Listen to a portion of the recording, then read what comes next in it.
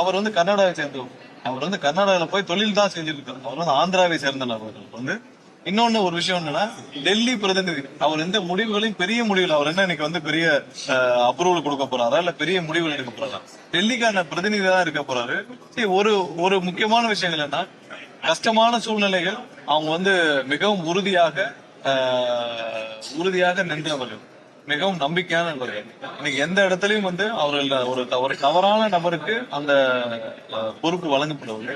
அவருக்கு பல அழுத்தங்கள் கடந்த காலங்கள்ல வந்துச்சு. அவர் மீது அவரிடம் பல அழுத்தங்கள் கொடுத்து அவரோட வந்து எங்க மீது, எங்க தலைவர் மீதும் எங்க மீதும் வந்து பெரும் குற்றச்சாட்டை சுமத்துவதற்கு பல அழுத்தங்கள் வந்து, அதெல்லாம் தாண்டி இன்னைக்கு வந்து அவர் வந்து கண்டிப்பாக உறுதியாக நிற்பவர். அவருக்கு இது ஒண்ணு பெரிய இந்த பொறுப்புலாம் இல்லை.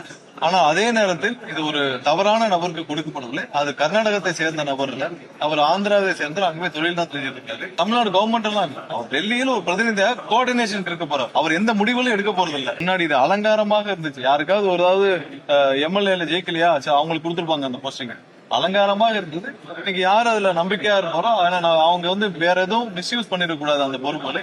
அவர் இப்ப கொடுக்கப்பட்டவர் வந்து உண்மையிலேயே நம்பிக்கையானவர், பல அழுத்தங்களையும் தாண்டி எங்களுடைய தலைவரோட நேர்ப்பவர். அதனால ஒண்ணும் தப்பு இல்லை, அதனால நம்பிக்கையானவர். அவருக்கு வந்து பணம் ஒரு பெரிய விஷயம் கிடையாது, இல்ல இந்த பொறுப்பு தான் பெரிய விஷயம் கிடையாது. நம்பிக்கையான நபர் அவர் வந்து கர்நாடகத்தை சேர்ந்தவர் இல்ல. இது வந்து சும்மா அரசியலுக்காக சொல்றாங்க.